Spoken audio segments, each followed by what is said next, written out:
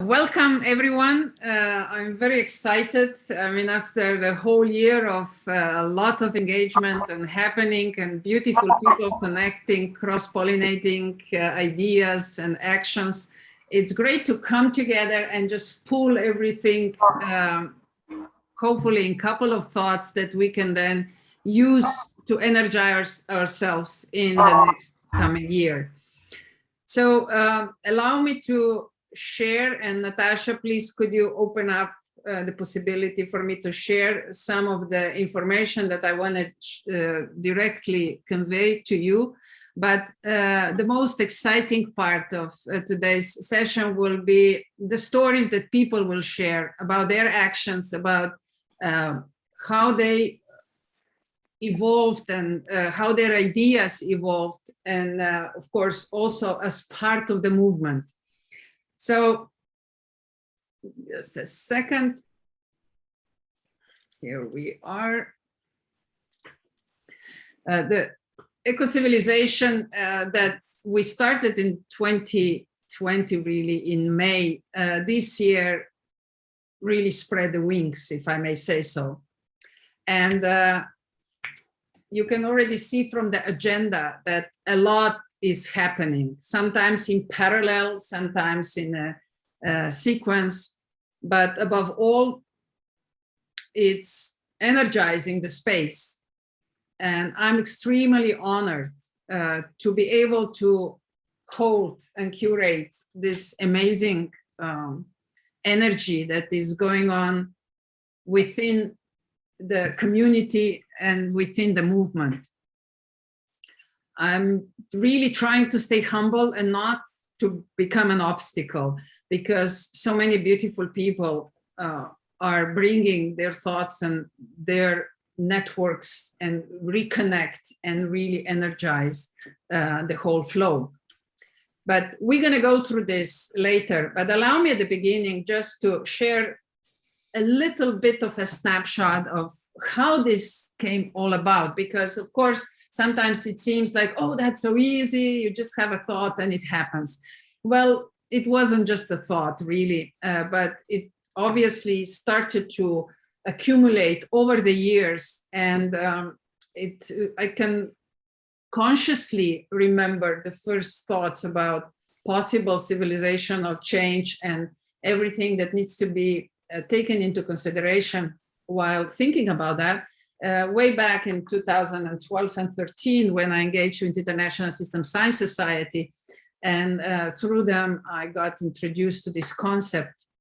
And you can see some familiar faces, especially of Alexander Laszlo, because he opened the door, and he kind of, with his enthusiasm and incredible vocabulary and insights into the behavior of systems, he awakened in me this curiosity that never left me.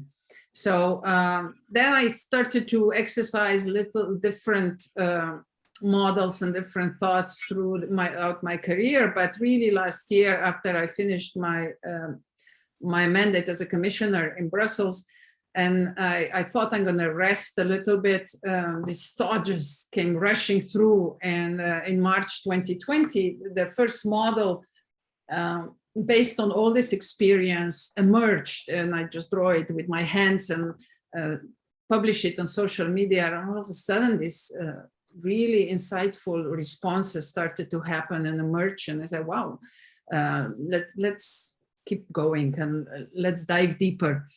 So the model started to mature, and more layers started to appear. And here we are today with really two important lungs that give air and energy to this movement. One is this beautiful group of people who self-organize themselves and just bring these incredible topics to the table that are discussed in broader community. But on the other hand, this year, something important happened too, that I got a call from my friend from India who started this G100 movement, and it challenged me if I can take this concept to other countries. And here we are today. Indeed, the challenge was really big, but at the same time, it was very rewarding. And I will share a couple of thoughts with you about that too. But let's just take a very, very, very broad snapshot of the key messages that I got out of this year. I could talk to you for hours, even for days, because every single meeting that we had, and there were many of them this year, brought deep insights into the way how humanity is today, and the way how we interrelate, and what are the potentials for us to actually evolve further as a civilization. And the one, of course, very clear message was on the table all the time. Many civilizations have existed on this planet so far. But, you know, now we are here. What is our destiny? I believe we have a chance to really transform instead of disappear. And one very strong message keeps coming every time we meet. And that message is, we are the future we are looking for. I'm inviting you to embrace this. We are the future we are looking for. And I feel it. I feel that the new vibration is rising, and it's going into the direction that will connect the mind and the heart into a completely new energy that will help us, humanity, to move forward and integrate an individual and collective in a completely new structure. Within which we will be able to manifest ourselves, our thoughts, and the future of our societies. I'll be a bit dramatic. I see that we have three options at this point. Either extinction, like all other civilizations so far in the last 50,000 years, as far as we know, or we move towards transhumanization that many are proposing these days, and we create a new civilization that will replace us in the future, which will be a mixture of technology and biological tissues. Or we say, look, we are just at the beginning of our own development. Humanity has just started to evolve and give a chance to human being to fulfill its mission, which is to connect different worlds, to connect different vibrations, to be the connector of everything that it is, as maybe the highest developed conscious being. And I wonder what you think. I don't think there's right and wrong. It's just, where do we feel our passion? Where do we feel our internal calling? My invitation is that goes towards the eco-civilization, and that we all strive together to develop a human being on all dimensions, being physical, intellectual, emotional, spiritual, or social, or energy being. And let's see what today's session will bring.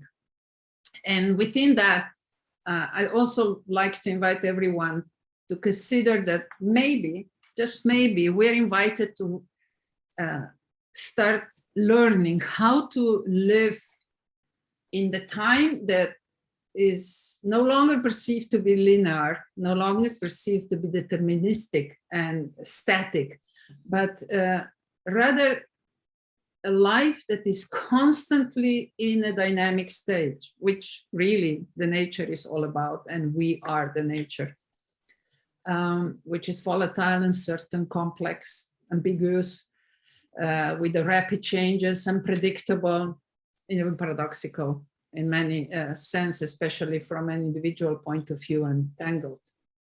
So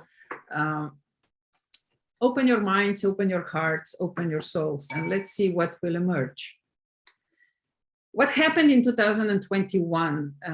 All the talks that we started in 2020 were much more, how should I say, enriched by many additional activities. As I said, we started with Eco-Civilization Wings, And we moved to 20 different countries with the notes, which are now beating very strongly. And we had a meeting just before this one for 2 hours, where all the country notes of this Eco-Civilization Week wings were present.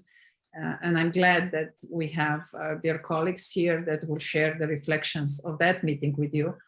Then we dived deeper into the brand identity and trying to understand who are we really attracting at this point and who do we need to support. And I will share that with you a little bit. We refreshed webpage, Eco-Civilization webpage, and you're welcome to visit and see. Added TV show, Destinația Ecocivilizație in Slovenian language. Here I did 16 different interviews trying to bring different thoughts together that can contribute to the congestion of our awareness and consciousness and help us to move forward. We added podcasts, active participation in the network of the networks meetings and Kodo networks, which incredibly enriched and broadened the minds and perspectives on what the future might bring and what are the opportunities. We also added volunteer student research program, and we're going to meet today the first who completed this program, the first student. And there are some fresh new books emerging from the community, especially from the members of the community, and we're happy to promote them. So Eco-Civilization has now 2 lungs. One are the Eco-Civilization projects and everything that is going on in a very open, broad sense of the movement, where all the events that I already mentioned and you're familiar with are. And the other one is Eco-Civilization Wings, which are now in 20 different countries. We hope to move next year to 30 more. And by 2025, I would love to see 100 countries being connected. Just briefly, this brand identity, we checked really what's going on out there, who's joining us, and try to identify the key words that are associated today with eco-civilization, either through the social media responses or some personal responses that we got or interviewed people. And we see that on one hand, in internationalization of things is you see words appearing like curiosity, the truth within, development, connecting. And on the externalization, we see this strong call for finding the space where people speak openly, honestly, with warmth and with competence. So out of that, somehow we came up with 2 important statements that the mission of the entire movement is that we are discovering a new path to a new common destination. And the promise we're making is that this possibly is a ticket for our existence. And there are 3 very strong target groups that are emerging out of people who get engaged within eco-civilization at this point. It's a curious bunch, early adopters, then the active bunch, who create new content and contribute, go deeper into the subject matter and helping to change the world, to shift the mindsets. And Generation Z bunch, which is very curious and want to just be part of the change. So that was a very important insight in order to stimulate more participation or hold the space in the right direction. As I already mentioned, new eco-civilization pages that have a couple of new chapters, podcasts, books, TV shows. And of course, we have here a volunteer student research program. And our first student that completed this research program is Miriam Kaur. She approached us and said, look, I'd like to be your research student. And we said, well, we don't have such a program. And then, of course, if you don't have something and it's useful, why, it's a good time to start creating it. So that's how this came about. And I'm very happy that today we can basically present our first student researcher, volunteer, who did an excellent job in presenting what's going on in circular economy in India, wrote a paper who is now published also on a web page. And as we speak, she will receive also diploma. And Simran, maybe you can just put the camera on and say hello to the entire community. Well, hello, everyone. Hello, ma'am. It's really great seeing you after such a long time. I know you've been really amazingly busy. As I can see, the entire team has put along such a impressive presentation. I really don't know how to switch on my camera, but okay. I just wish to convey my heartiest heartfelt gratitude. I never thought my family would be so proud of me when I told them that I'm associated with this movement. It's just words fall short when I talk about my journey with you. When I wrapped up being a change maker, and then I wrote to you, it all seems like a dream. And working on this, discussing all the key points, hammering out the details of such a crucial topic, the importance of which I realized while working on it. And you made me a better citizen. You made me more aware. You made me realize how important, and how powerful combining research and your own values and thoughts is, and how it leads the way from complete utter confusion to progressive policy making in a way which is, not something that should be monopolized, but it's something that civil society and the society should take in with the sense of empowerment.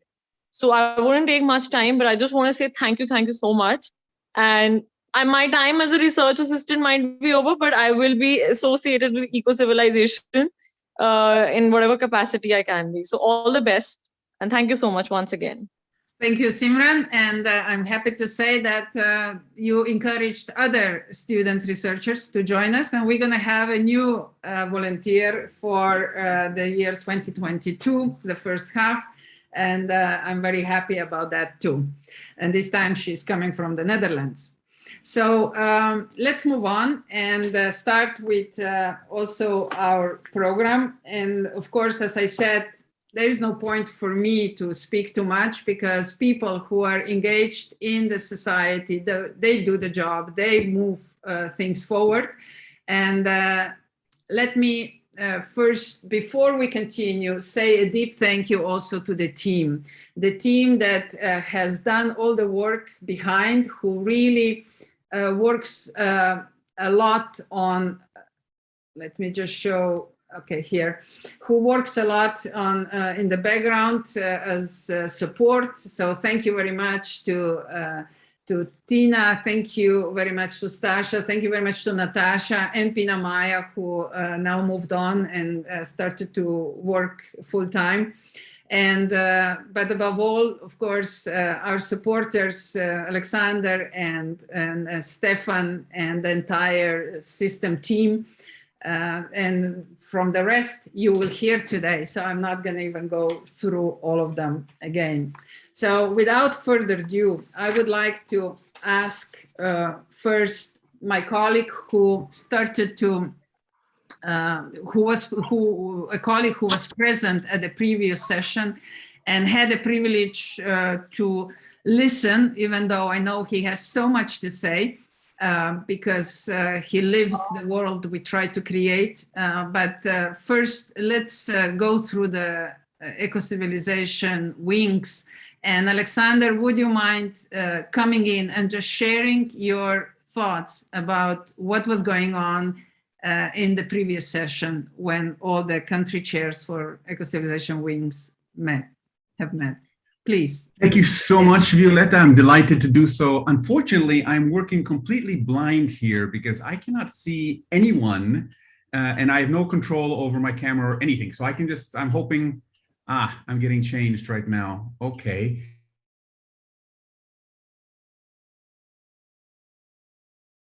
But we can hear you really well. Okay, so I've now rejoined, is in a different position here. Okay, great. There we go. Now I can see, let's see, gallery. Wow, 94 people here. This is beautiful. Well, thank you so much for giving me an opportunity to share a few words. there's so many people that we want to be able to hear from, so I'll try to keep this brief, but the spirit of this engagement, of the eco-civilization movement, I think really comes to the fore in the way, Violeta, you are curating this entire process. And people are really appreciating the spirit of engagement.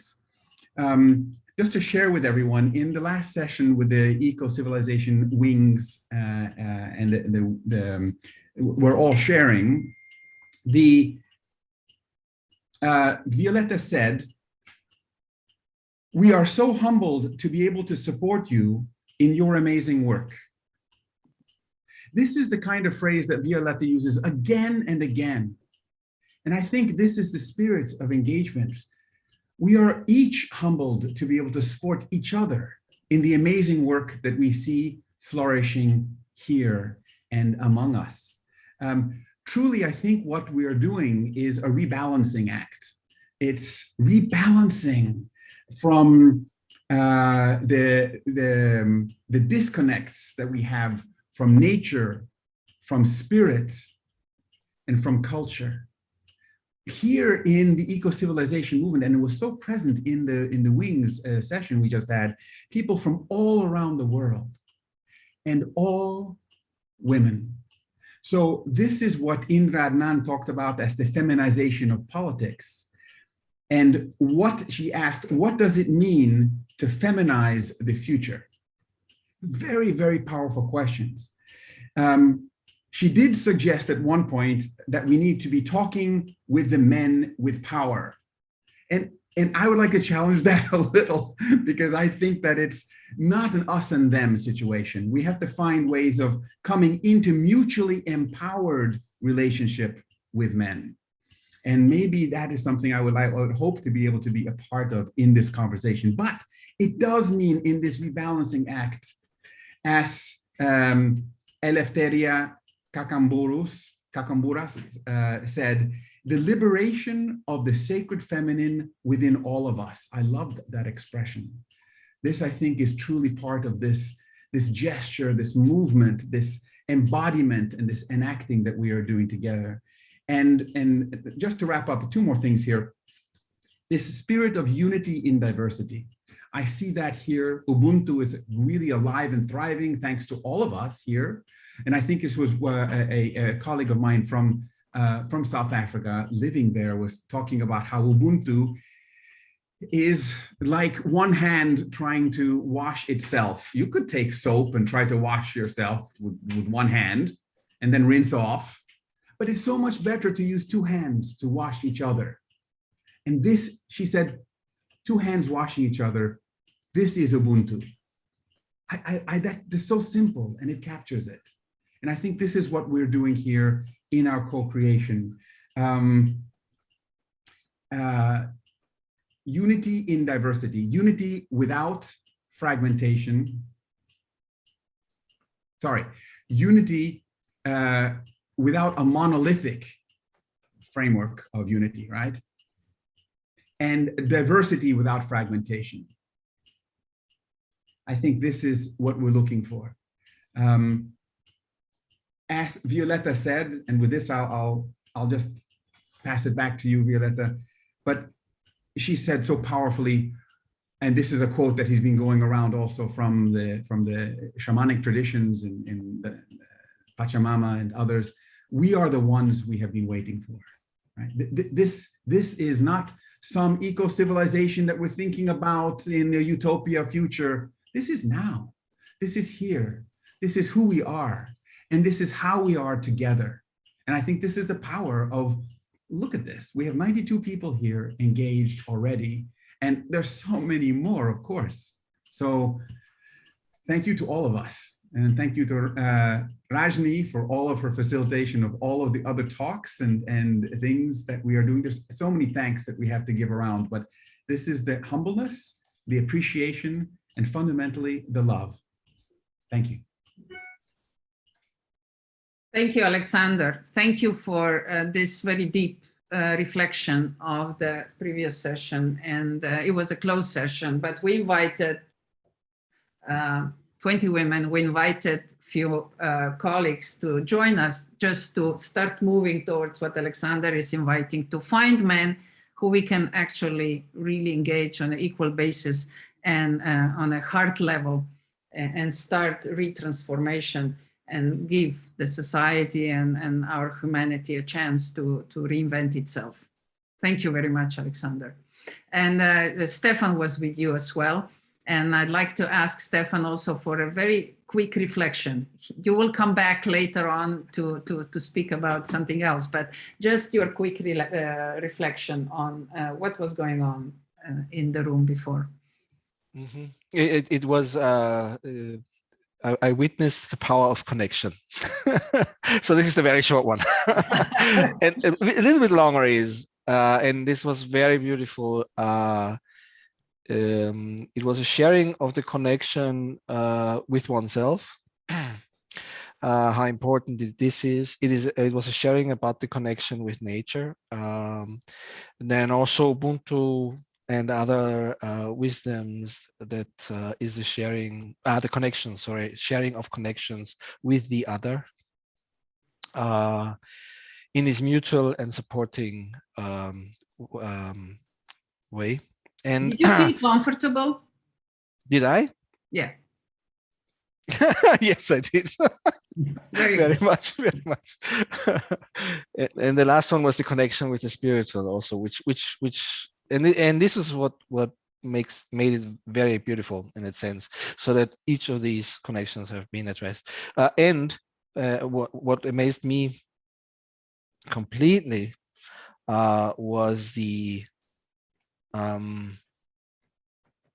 I don't know if the word actions is the right thing, but what actually was brought into the world as an action. So all these wonderful projects that were shared, that they all have an impact, a wider impact on societal transformations, and the support of each other's deeds, I think it is called in English, right? That was amazing. Thank you very much. So I hope that in the future, we will be bringing these worlds closer and closer and really, as I said, connect on a heart level, on a soul level, and really reinvent our society for what we really want to live in. So without further ado, you are more than welcome to check all that on the webpage, but we will move on and see which other impulses are happening within the Ecocivilisation, and maybe just inspire one of you to come and co-create with us and create something fresh and new for the 2022. And first, I'd like to invite my dear friend, Rajni. Rajni, you were very brave. You were one of the first who kind of paved the way together with me and started running another series of talks beside Ecocivilisation talks that we together found a very appealing name for, Ecocivilisation in Action. And of course, with the help of your inspiration, we found the first topic for Ecocivilisation in Action. That was circular economy. Please share with us a little bit. What have you learned this year? Because you've been very devotedly conducting these discussions every month. So the word is yours. Thank you so much, Violeta, once again for speaking so high about me. I don't know whether I deserve or not, but these words are certainly very encouraging and would keep me motivated for a long time. So I'm just going to share a very brief presentation that I have prepared. So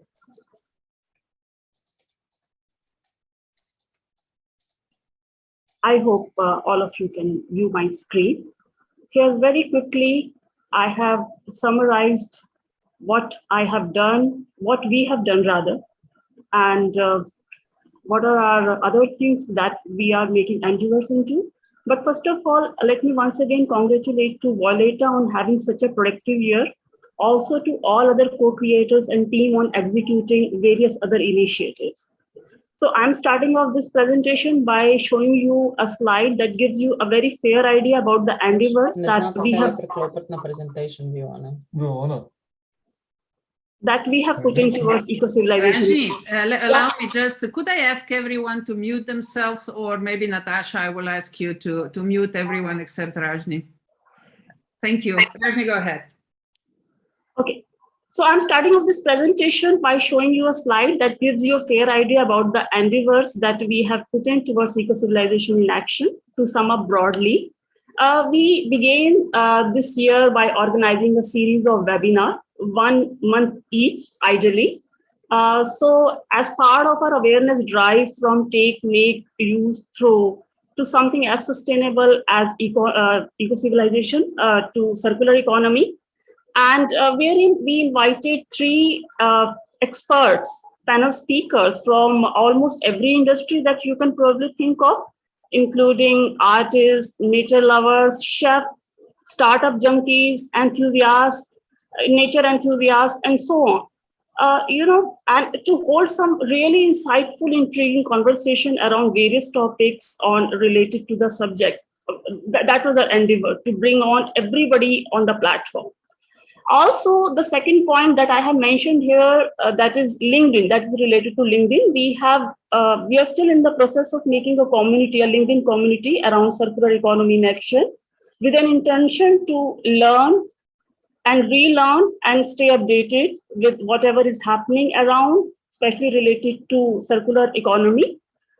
Here, one thing that I would like to highlight, that is a point which is about ecosystem, circular economy ecosystem blueprints.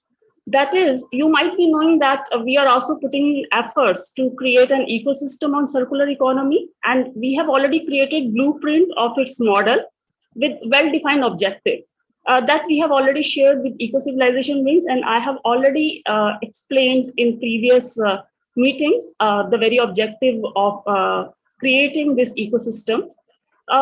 Besides this, we are also working on a book, a publication from Eco-Civilization, wherein we are exclusively inviting submissions from all the speakers who appeared in Eco-Civilization in Action Circular Economy webinar.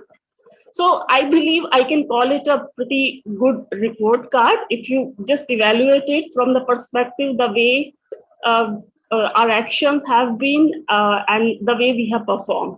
So let me quickly come to the next slide. That is just to summarize my learning. And there has been immense learning, undoubtedly. And what I really understood, that the very movement of eco-civilization is receiving massive support in different markets, different geographies, from various agents, beginning from investors with their implicit readiness and willingness to invest in new ventures of circular economy. Of course, policymakers, agencies, institutions, entrepreneurs, manufacturers, and even the end users, who will also refer to consumer, or at times not exactly consumer, but customers who have strong affinity directly or indirectly towards circular economy with raised level of awareness towards sustainable practices. Here the fourth point, which is very important, that is shift in behavior that I saw happening. As we invited speakers who were great innovators in giving shapes to their unconventional ideas, as we witnessed unparalleled level of innovation, be it in the form of producing edible cutlery out of wheat bran, or turning coal ash or biomass ash into some incredible decontaminating products. These are some great social entrepreneurs working on some great projects for designing low-cost mattresses from PP scrap material. Even the idea of manufacturing T-shirts out of waste plastic bottles also sounded very worthwhile and very enticing. So that reflects overall that the transformation is occurring even at manufacturer level as well. And with the advent of new technology and the emergence of new eco-friendly concepts, the very favorable thing which is happening in human behavior is their acceptance, is very vivid a very evident change, which is very gradual, but it is happening. It is there. So I have seen a couple of examples because looking at the rate of adoption of innovative ideas of circular economy, that includes example of rental mobility market, which is not just growing in India, but also by and large in every part of the world. So if you talk about India alone, the market is expected to grow by 56.8% by the year 2025. So there are so many indicators which reflects behavioral changes which are happening in ordinary man. But yes, coming to the challenging part, there are multiple diverse challenges in the path of circular economy, which are specific to different regions, politically, geographically, which at times are apparently more institutional, technical, managerial, or at times you may call them social as well. That definitely needs to be addressed. So this is what, in a very brief, my learnings have been. And I'm looking forward to listening to presentation from other speakers. Thank you so much for your patience.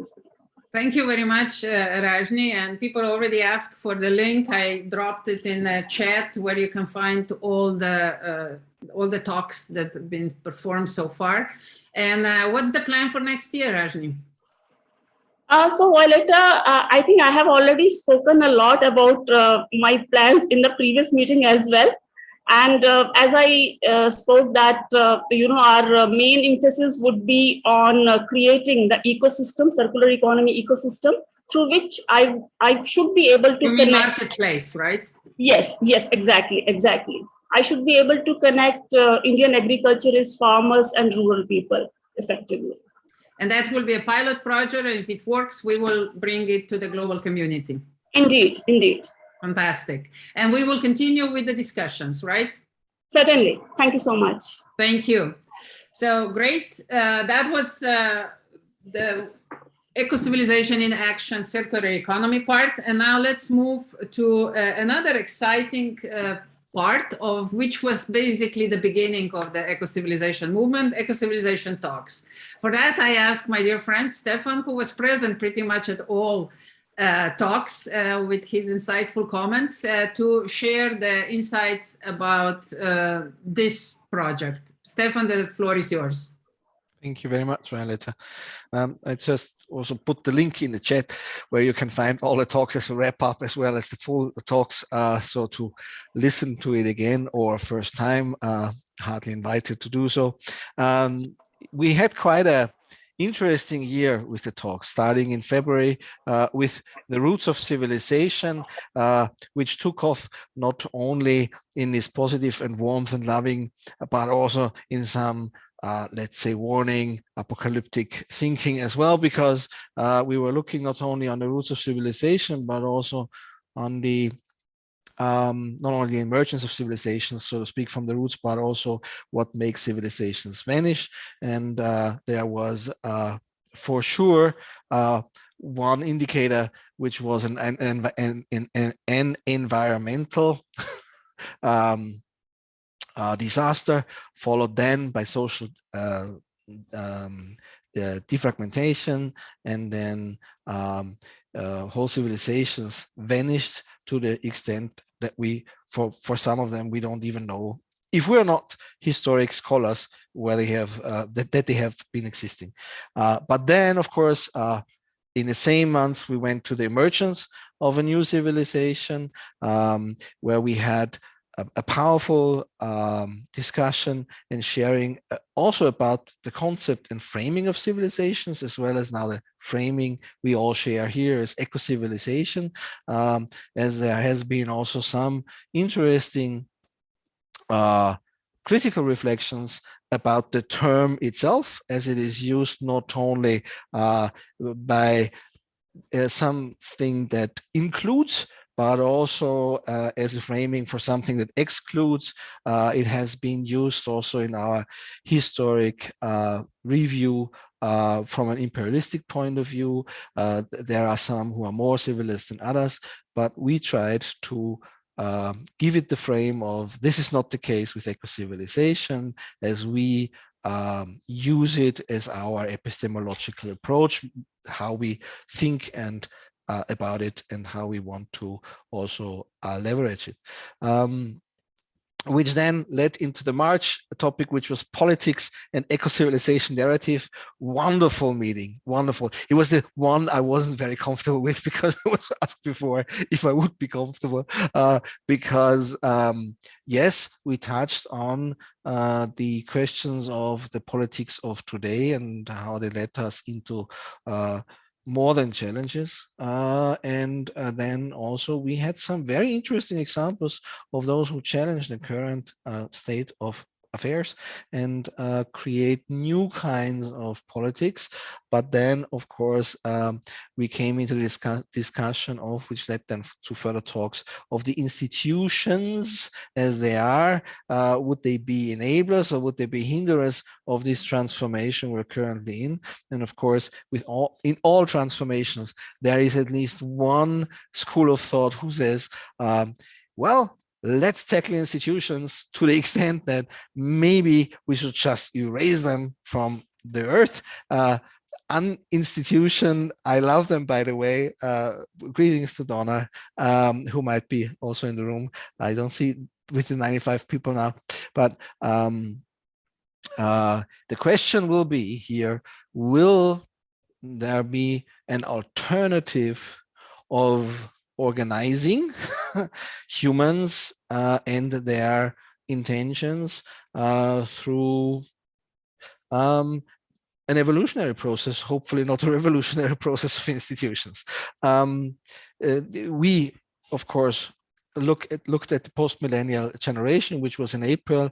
Wonderful examples of young people who are actually doing it right now, challenging the status quo. But then also we went into far, far away. The next topic was space and eco-civilization, which was in May, where we also looked about the next interrelations, which are beyond the planet Earth, and the currently technological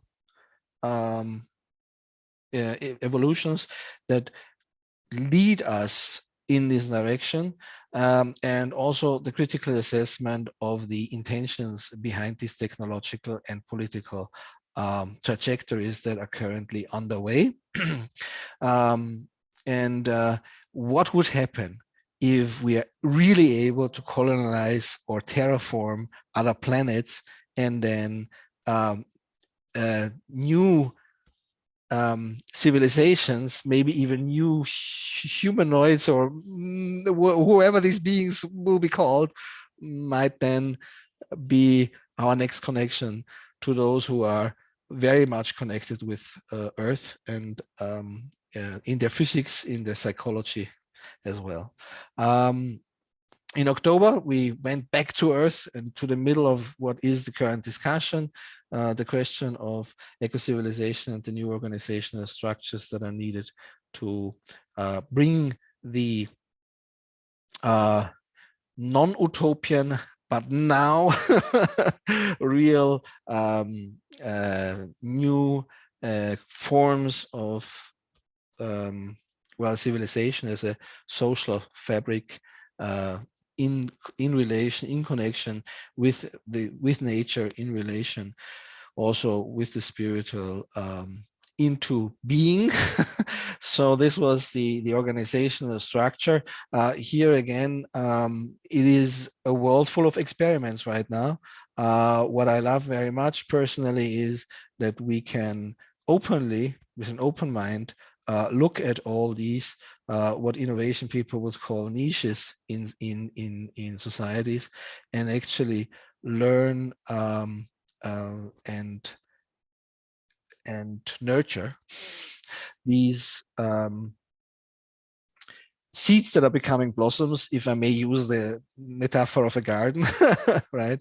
But also, and this is very important, if we understand that within these niches, the next solutions might be actually already be in reality, that we must also find ways to protect those. Again, as the garden metaphor, it is not only about be in awe of these experiments and of these evolutionary steps, but also understand that it needs, next to nurturing, also protection. And I think this is also part of organizational structures, or is one of the challenges for our organizational structures, so that it is possible to actually leverage what is already in existence and help and support and strengthen. One of those attempts was the last one, which I unfortunately couldn't attend, which was Ecocivilisation and Smart Villages. But I educatedly guess that it is about the local and the empowerment of the local as a very important part of these transitions. Meeting all these people during this whole year, having these lively exchanges, not only in these talks, but I can also tell you beyond these talks. So whenever we were in one of these talks, new relations have been bonded, and new activities were actually coming out of these talks. The talks are a momentum and a tractor where we can actually meet. What I also loved about the talks is a very lively conversation with everyone who shows up. So it's not only about those who are visible on a presentable slide, but it's always about the engagement of everybody who shows up. So I hope the talks will move further on into the year 2022. I'm willing and I'm happy to be at all of those, in which role ever, and I hope that this engagement puts more seeds into earth to blossom with the new experiments we need. Thank you very much. Thank you, Stefan. Thank you for this very thorough walk through the entire year and the messages that were of a personal nature, what you gained out of it. So yes, the talks will continue. It will be even more dynamic. They will be now colored by all the countries that I will later on present, where the country notes will are already making plans to engage and bring the topics of a great importance to the global attention. And now let's move to the next one. There is one really exciting one. I mean, we have a friend who was joining us at the Ecocivilisation talks very faithfully. And at one point he said to me, he said, look, these are all great topics, but I miss a true conversation at the end. You know, there's always something missing that we can really engage on the topics and dive into without any time constraint. And that's how a new chapter was born, Global Open House. And who better to present it than Ramit, who gave the initiative and who's leading it so well and attracting so many young people, because that's really interesting that to this Global Open House, mostly young people come and join. Ramit, the word is yours. Thank you so much, Violeta.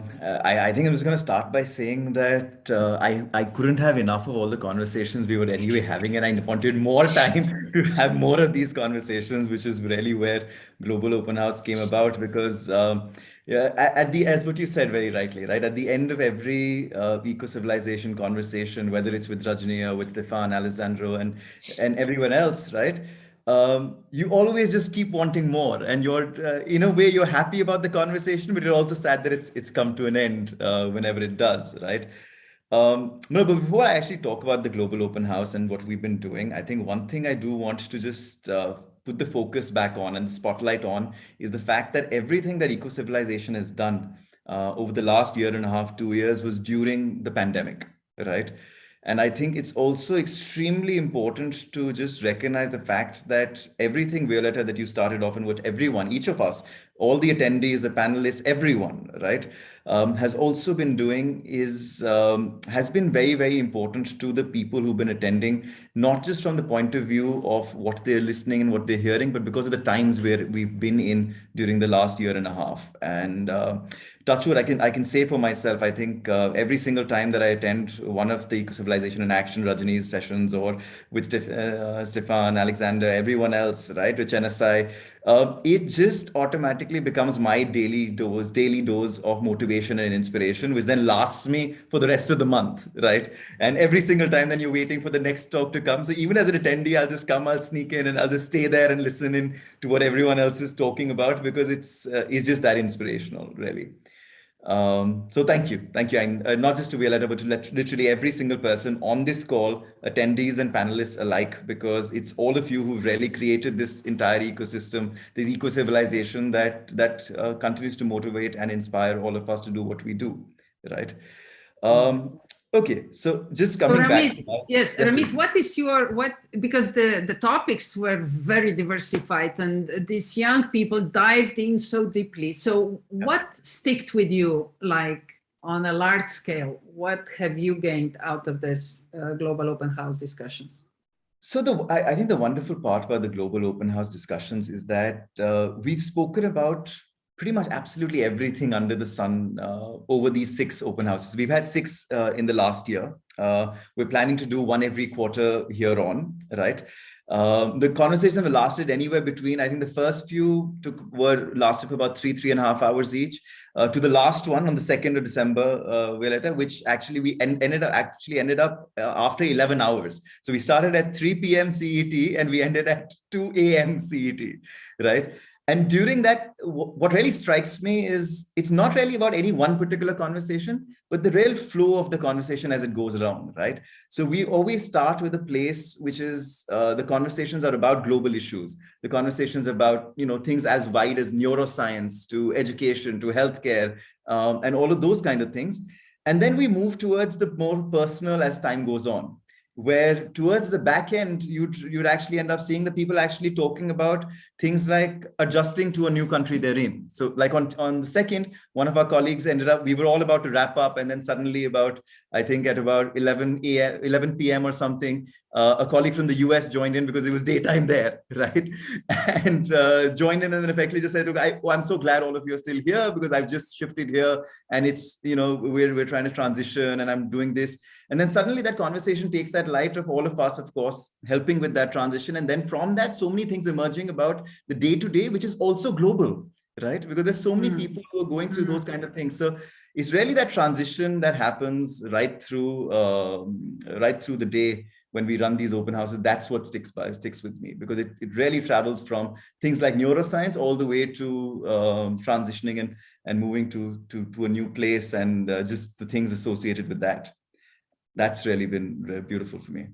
Thank you very much, Ramit, because you're bringing a very important thought to the table, is, you know, how important these dialogues are. And at the end, we are humans and we are constantly dancing between an individual approach and a collective, an individual and collective. And I somehow feel that an eco-civilization is encouraging me even more to think in this direction, that the new paradigm will be about this integration of this individualism that is now causing us already so many troubles, and the collective, which used to be in the past and we a little bit forgot about it, and now we are ready to sort of intertwine both, allowing both to be also fully present and all the time developing as part of the collective and as part of an individual.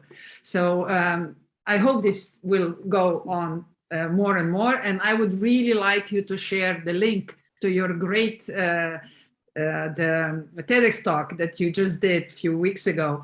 And I think everybody can benefit from that. Thank you very much. I will. Thank you, Violeta. Thank you. Now let's move on. And I had a privilege to join a special sort of discussion group that Alexander Laszlo put together in order for all of us to learn how can networks work together. And Alexander, I would be very happy if you can share with the audience what is Network of the Network all about, and how do you envision this? Where are you taking this in the future? My pleasure.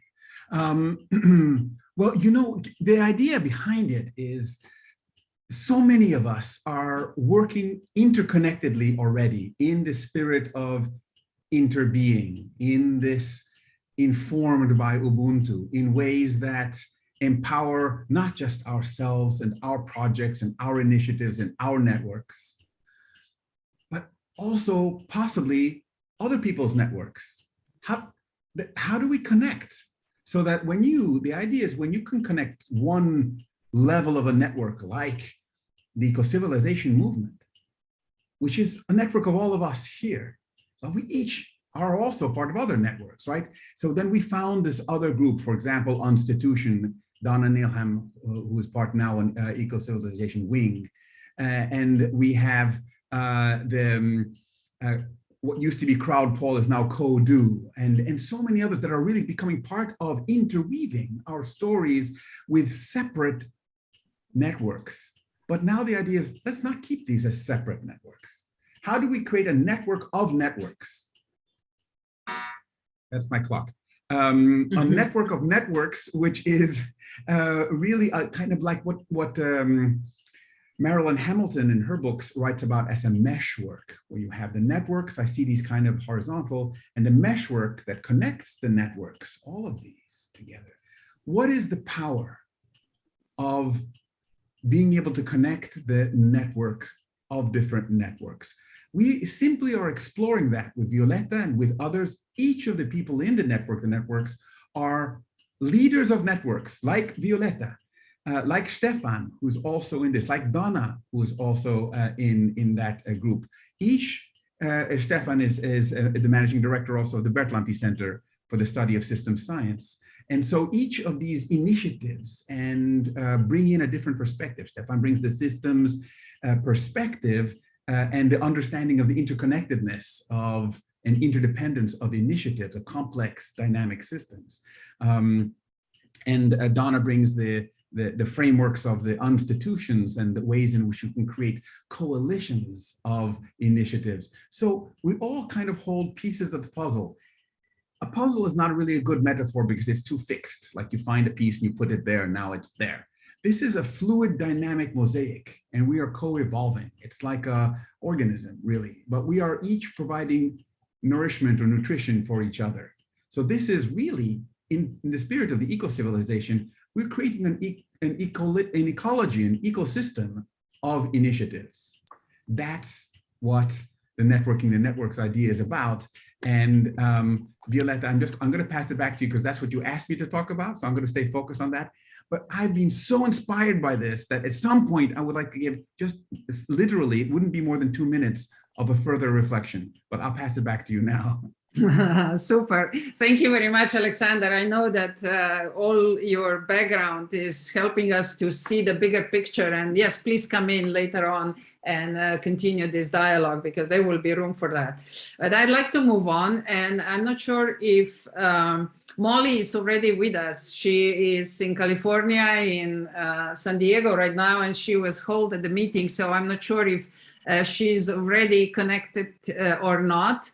If not, let me just share instead of her one of the initiatives that we started together with Chenesai, Molly, and Ollie from Zimbabwe and the rest of the region of southern part of African continent is the Year of Ubuntu. It's been an incredible year of dialogues, of expanding the understanding how Ubuntu, which means I am because you are, can be really efficiently used in a modern world. We talk to educators, we talk to leaders, we talk to art people, we talk to kids, we talk to community leaders and community members. And all of a sudden we realize that it's time to integrate the ancient wisdoms that survive centuries and bring them with a fresh energy into today's world as well. It was a year of incredible, insightful learning. And if you have missed the meetings that we had and the conferences we had, they are all available in the event gallery on the Ecocivilisation page. So you are very much welcome to check them out or to engage in some other events that will follow. But I can already make an announcement that this Year of Ubuntu will be in 2022 called the Year of 𝕤𝕤𝕤. So we will move on and explore in the same depth as we did Ubuntu, also the ancient message of the island of New Zealand and the Aboriginals of the New Zealand, Maori people. I cannot tell you how excited I am to bring together then also Ubuntu and 𝕤𝕤𝕤 and see the common roots and common messages for the future as well. So you're very much welcome to join us in the discussions that will follow next year as well. But let me move on.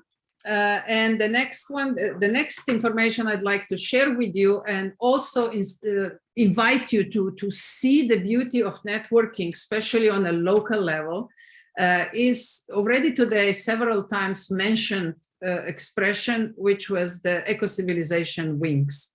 And Ecocivilisation wings is something that, as I mentioned before, just grew out of almost nowhere and inspired really the entire community of female leaders to make sure that we bring forward the strength of a female leadership and awaken it in our female colleagues as well, the same way as we were awakening the male energy within ourselves, and find the connection that Alexander has already mentioned before.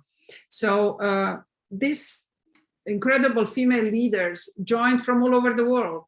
We have people from Myanmar, and I can see, Nini, that you are with us today on this discussion as well, from South Africa, from Serbia, from Argentina, from Bolivia, from Brazil, and I can see, Sophia, you're here with us as well, from Spain, from the Netherlands, from Germany, from Britain, from Scotland, from United States, from Zimbabwe, and I think I already mentioned South Africa, from Canada, Donna. And then from our dear friend as well from Lithuania. So all this is, and I think you are with us here as well. So maybe later on when we're going to have a conversation, please come in and share your thoughts and your inspirations for being part of co-creation of something that has a potential of human engagement and grassroots movements, as our dear friend Indra Adnan would say, and as she describes so well in her new book. And without further ado, I'd just like to invite the Slovenian representation and our colleagues, Eva, to give a very short, Eva, much shorter than before, presentation on what is the step that already Slovenian note on Ecocivilisation has made, because you went beyond just the country note and one country chair, but showing maybe the way forward, how we can eventually connect on 100 countries and 100 people within each of the country. So really contribute a strong force to co-create the new civilizational paradigm. Eva, please go ahead. Okay, so Natasha, can you help me share the screen? If not, I can just give a brief presentation. First of all, thanks a lot, Violeta, for this opportunity. I'm here in the name of Sonja Klopčič, who can't be with us, who is Slovenian country chair of Ecocivilisation.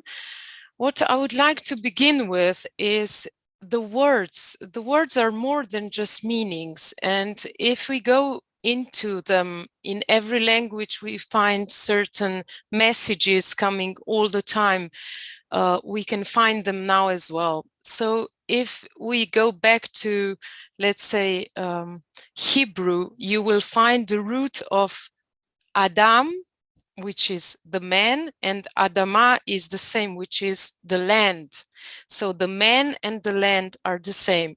If we go to Slovenia, you have love in the word Slovenia, which is the country, and you have love in the word the man, človek. So Slovenia, človek. So perhaps this is something we have to share with the world. The Slovenian wing at the present time consists of 5 very different, young, enthusiastic, let's say curious women who share similar values.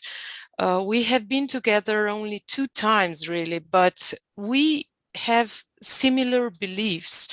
We believe in a future that will be unifying, that will build wonderful relations, where everyone will be able to develop their mission and be aware of their responsibilities, and where the cornerstone of everything, if I come back to the words and the roots, will be love. So Violeta, we do share curiosity, you mentioned many times, gratefulness, consciousness, sustainability, and of course the awareness of everything interconnected. This is, I think, the core message of Slovenian wing.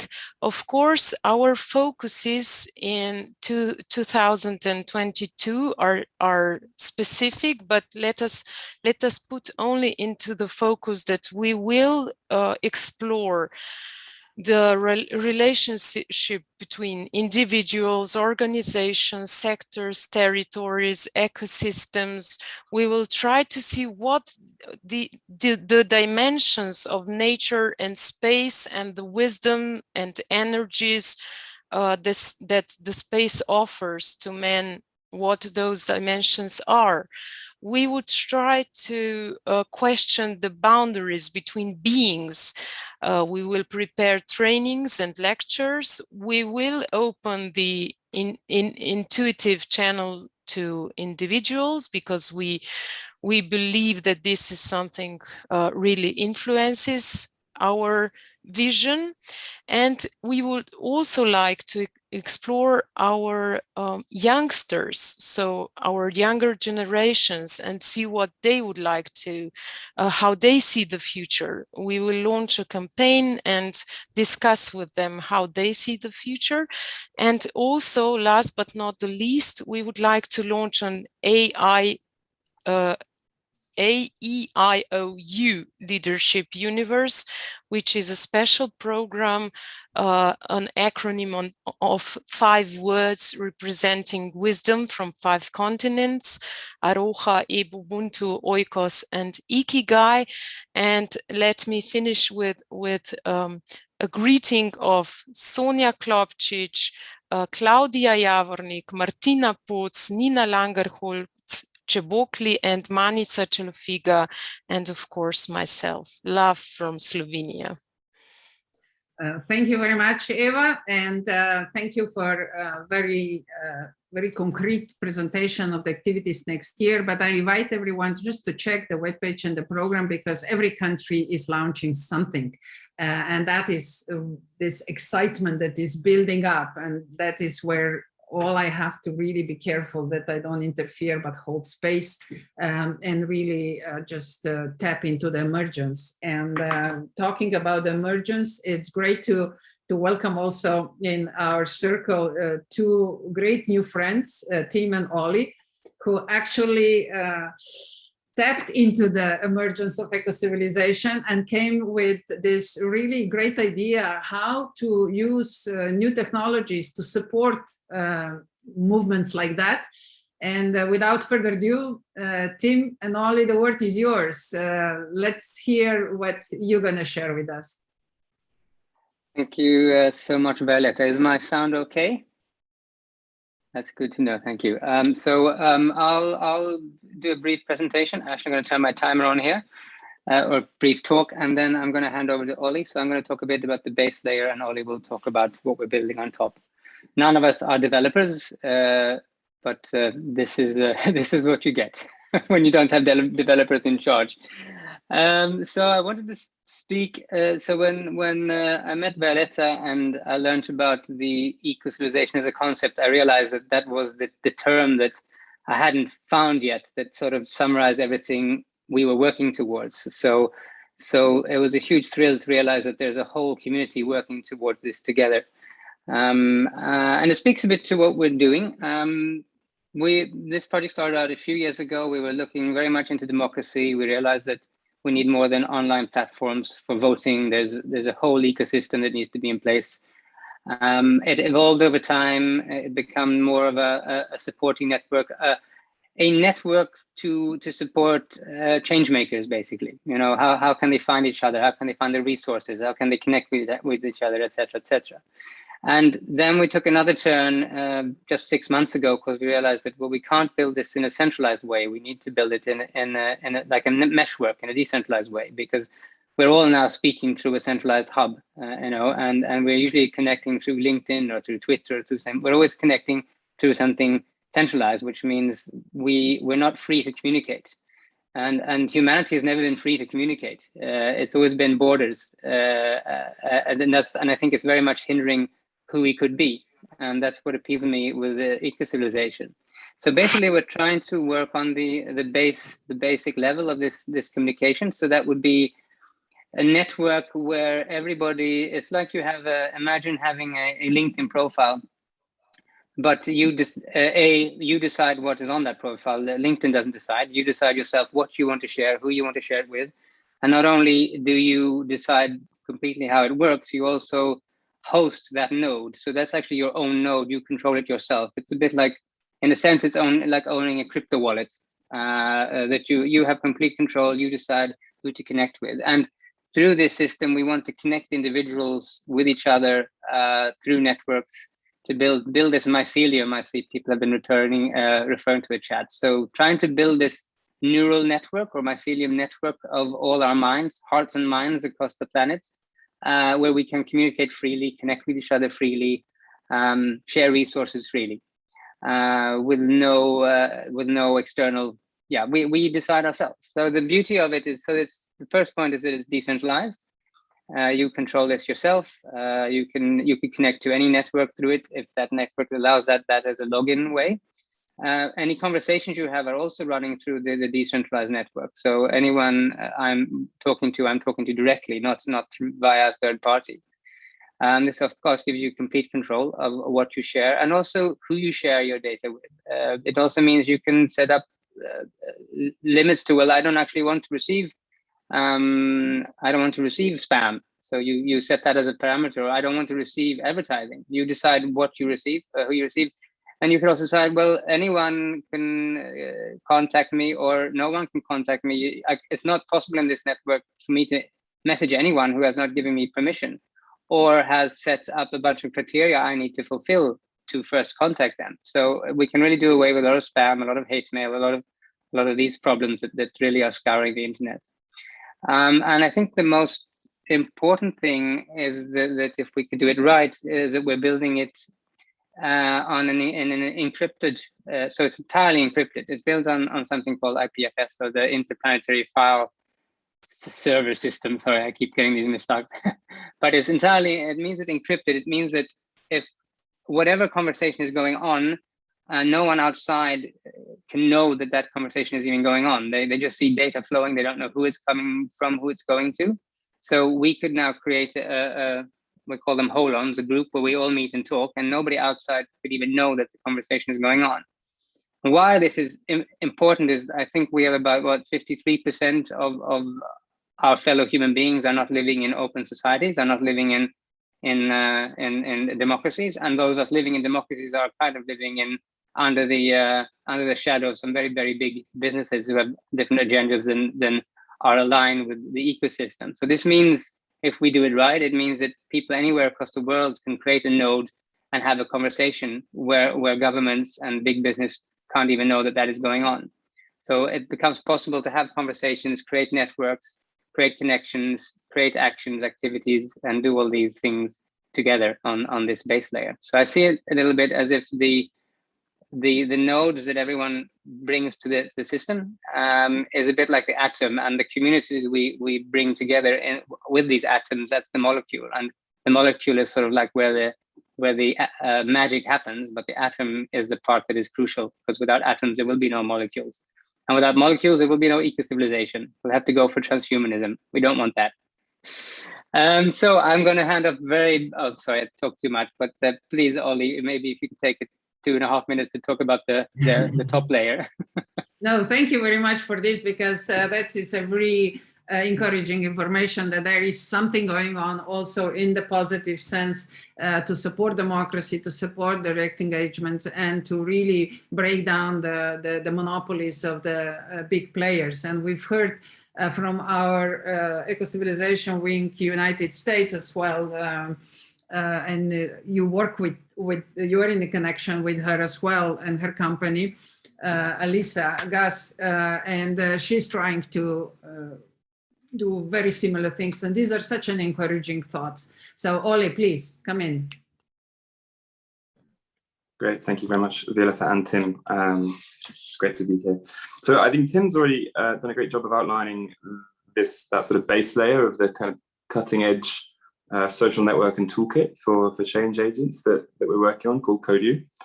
A few of the tools I think is worth highlighting that sit on top of that base networking layer, that identity layer, where all of the profiles and data lives in that holonic interface Tim mentioned. On top of that, I think 3 tools I'd like to really point to. First of all, the Atlas, what we call the Atlas, being conceptualized and built out in collaboration with a few of our friends and allies in the ecosystem, which is rapid. The intersections of eco-civilization related paradigms and tech. There's a lot of friends and allies to choose from, unfortunately. And the Atlas is a map. In short, basically, it's got 3 main things to be attentive of that we think are really useful contributions to the work of change agents within and beyond the eco-civilization movement. The first is it's a curated and aggregate directory. So, sources of information tend to be quite scattered about the existing projects out there across the world. And this is an attempted solution, really bringing in over 200 directories into the same directory. That presents quite a lot of technical challenges, and so it's a big task. But yes, this directory of organizations out there. The other one is a set of interactive data layers. Now, you can imagine if you're trying to be a change maker towards eco-civilization and you're particularly frustrated or passionate about, let's say, air pollution. Of course, New Delhi recently had a lockdown precisely for that reason. These data layers seek to compile both government sources, pointing out pollution hotspots. For example, smart sensors. We might have a pollution sensor on a lamppost pulling in that data, and also citizen sensors, of course, right? Users, actual people with their perspectives and their expressions that they can map onto this of say, problem with solution. Those users might not know what metric to use for nitrous oxide, but they do know that it's difficult to breathe down the road. So just bringing in all those sorts of different sources, layering them on top of that curated directory. And then finally, live feed of signals from users, offers and needs. I've got this to share, or I need this to share. So those sort of 3 components really make up the Atlas. And you can imagine that then forms this sort of quite comprehensive sort of way of looking at the world. It's your map and your compass, if you like, for doing change maker work, and we see a huge need for that. But if you then say, okay, I'm ready to engage on that basis, it can be quite intimidating, whether you're a veteran or a newbie, as it were, in the change maker space, and whatever context you find yourself in. The red button process is a tool that we've conceived of to really help you through that. So from the beginning of an initiative, helping you ask those big questions, bringing in systems thinking, bringing in complexity thinking, bringing in even questions of emotional literacy that might get often overlooked, or asking all the awkward questions and allowing people, like a wizard, if you like, as you might go through a process to formulate initiatives and co-formulate initiatives and see them through with expert semi-automated help all along the way. That's sort of a wizard. And the final one is a wallet. So let's say you've now created a project and you've got a whole ecosystem of projects. Of course, the main modality with which we exchange and share is cash, fiat money, and that's tied to many of the systems which are, arguably very much against the emerging paradigm of eco-civilization. So for a lot of our work with the wallet is really sniffing around and finding what alternative forms of value, regenerative forms of values there are. And there's many, especially in the crypto space, and offering them up to users as a way to sort of exchange value, share value, and transact in the ecology of movements that we hope to see created on the platform. Sorry if I've spoken over there, but yeah, it's been really great to listen to everyone else. Thanks so much for the invite. No, thank you. Super. So you walked us through all the layers and see how at the end you really need all of them in order to deliver something useful for the community. So we will be very much in touch during the development of this whole portfolio, and I'm very excited about the outcomes, and hopefully this will bring other groups on board that already have modules that can be plugged in, and that's how we can even grow further. But that is a great starting line for what is also coming next year. And maybe Tim, you could share a little bit about Hackalong that we are working on together now in order to support many other new ideas that are emerging, not only in the IT, but in the overall, how do we imagine in the future eco-civilization, what this actually can be. So broader the amount of people that are engaging in this process, better the outcome will be. And I'm really excited about that. But Tim, go ahead, you and Ollie and your group that you're also part of, together with Alexander and his Net of the Net.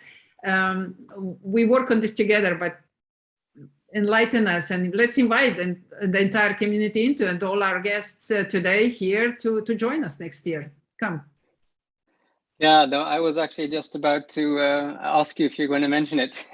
So it was an idea we came up with, I think Violeta, I and Ollie were speaking a few months ago.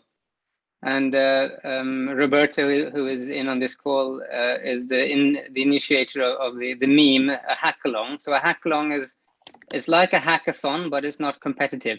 You know, it's also much more cyclical in nature.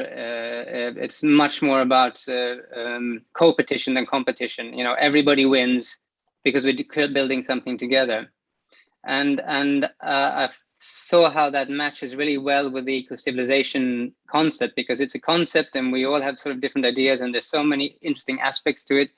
But as an ecosystem, or as, I mean, the eco-civilization, it attracts like the Singularity University people, the Burning Man people, your permaculturists, your eco-villages, your crypto enthusiasts, like all these diverse groups that don't normally intermingle or are connected at all, are really all connected under this umbrella that is eco-civilization. And we thought it would be an amazing thing to find a way to bring them together into conversation. And that is how this idea of the hackalong was born. So the idea is that we will have a test hackalong on. We're gonna have it as a cyclical event on every equinox. So the idea is that we gather at the equinox, we meet, we discuss ideas, we have hubs around the world. You know, we start projects. We're speaking of like solar punk and lunar punk, where the solar punk is focusing on the outward of the doing. And the lunar punk is focusing on the inward, like the understanding, the inner journey, the inner temple, and seeing how we could we bring everyone together, or as many you'd like to join us. And on the equinoxes, we have a celebration and a gathering, and then we spread out during the 6 months on our various missions, and the connections keep going, and we build things, and then we return again to the next equinox to compare notes, and then we spread out across the world, and we have like a cycle. And the idea is that we build this because an eco-civilization needs to be built on the natural rhythm of the world. So it's conceivable that as this thing grows, one can see that it's almost like we have a torch, and when spring equinox comes to the northern hemisphere, we hand over the torch to the north, and the north now, through the summer months, with all energy and summer and sun, springs into action, whereas the southern hemisphere steps back and is now supporting. And then that switches with the next equinox. So we see we are part of the same civilization. We are part of a global cycle, and we're also looking to tie it with the lunar cycles, because the full moon is a full moon across the globe. Doesn't matter where you are. The moon is full for everyone at the same time. So now we have like the term is like a progress bar in the sky. You can sort of see how we're doing, you know. So we have these global things that start connecting us as a global community. And that is really, and then we can speak a lot about what we will be doing on these hackalongs, and we got lots of ideas, but I think this is really something that we will be doing together. And one of our goals is to, from our side, from Kodu, is to bring the decentralized or distributed communication layer, which means we don't actually need central servers to run this, because anyone who joins in will lend their computer power and their computer space to host this thing. So it's not even run centrally.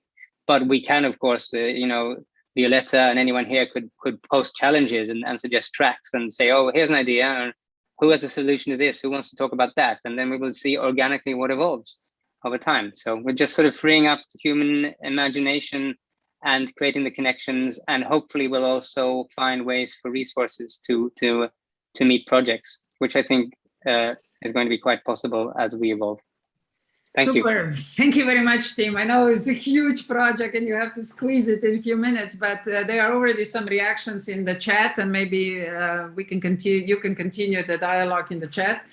Yeah, I'm very excited about this because that is the true emergence, you know, and we're going to learn along, and we're going to also learn along that what kind of tools we need in order to support something like that. And I feel that that's how we will actually start walking the talk as well, saying that we want to reconnect with the Mother Nature, but to do it from the office, it's just not going to work. So we got to start living with the Mother Nature cycles again. And this is a great proposal to really engage on the equinoctial cycles, and to acknowledge and honor the energies that are present at those special moments. So thank you very much for this insight. And of course, you will hear from us a lot on this topic when we are approaching the June next year. Before we get into the overall discussion and invite the audience to reflect and to share their own thoughts, I would like to ask Tina. I mean, you probably got lots of new inspirations what to talk about in the newly introduced podcast, which actually we have started. We tried to start earlier, but our dear colleagues got a new job, so she couldn't continue. And now you came along, and here we go. On the webpage, there is a very strong dynamic going on in our podcast section. And Tina, please share some of your thoughts. Yes, thank you very much, Violeta, and good evening from Slovenia's capital, little Ljubljana town. Hope that the snow will coming soon. Well, what inspired me, I would like to start with a thought, very close to my heart, also person, Maya Angelou, who said that people will forget what you said, people will forget what you did, but people will never forget how you made them feel. And exactly, the eco-civilization is something that makes me feel good. And I do think this is important for the future, because only if something makes good the person, then person can flourish, and person can do amazing things. And this is why I'm so happy to be part of eco-civilization, which movements values are very close to my heart, and I really try to translate them within the podcast format, which is actually a format I love very much. We started in September with the Eco-Civilization Wings. Wonderful podcasts. Please find them if you didn't hear yet.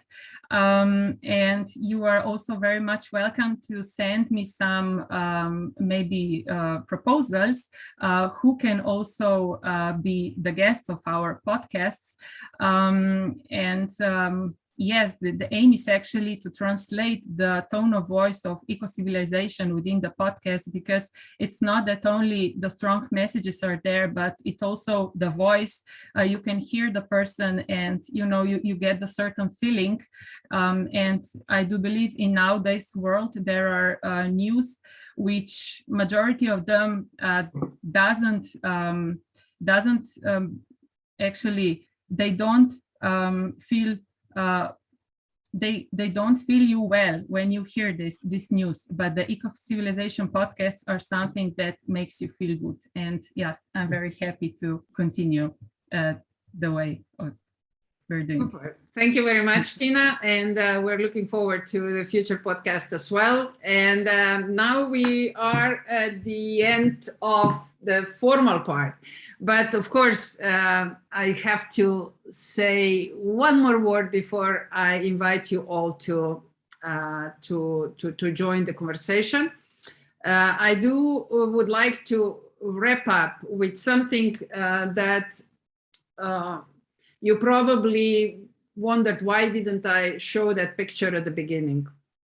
And that is really, what is the eco-civilization model at this point all about? And what are really the shared goals that we were able to somehow manifest until at this point? Let me just, oops, no, I don't want to leave. I made a mistake. What do I need to do now? Oops. Okay, I'm back. I almost disconnected myself. Here we go.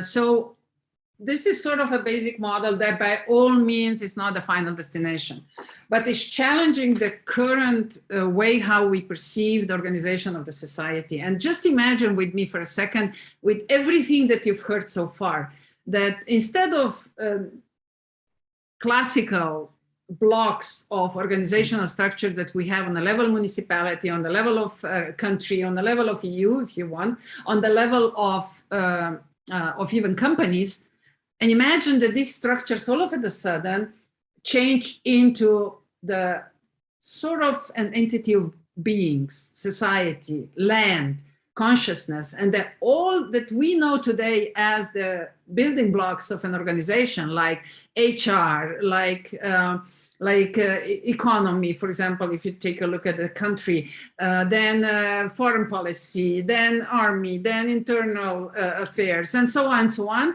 they become a dynamic structures that they serve the evolutionary development of beings, of the society, of the land, of our awareness and consciousness and wisdom.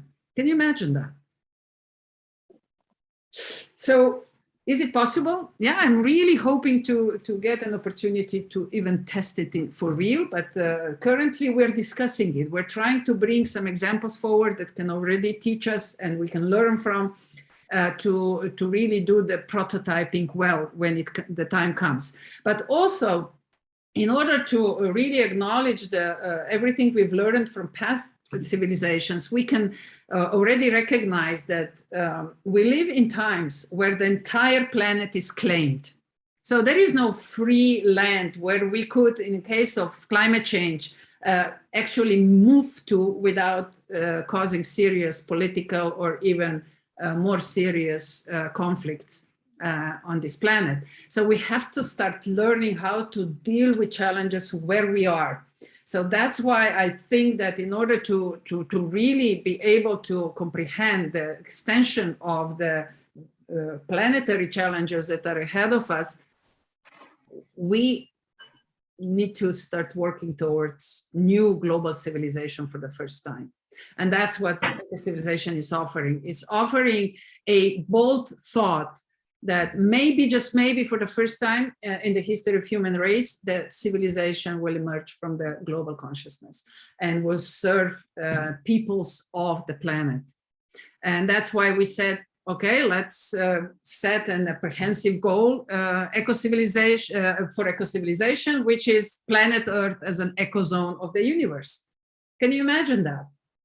You know, we're talking about moving to other planets, but are we taking care of the planet, or, you know, really home well enough? And could this sort of shared mission that we keep this planet healthy and flourishing with all this rich biodiversity as the ecozone of our galaxy? This could be an important thing to leave behind, don't you think so? And with that in mind, just to bring you a little bit more flavor into some more broader goals, I'm opening up a discussion, and I believe that Alexander was the first one who asked for the word.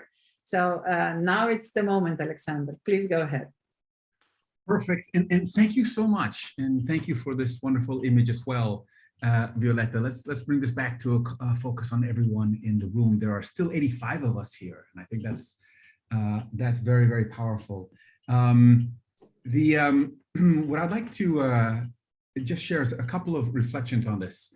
I'm not sure if you want to keep your presentation on. I am sorry. Yes, of course. Okay, no worries.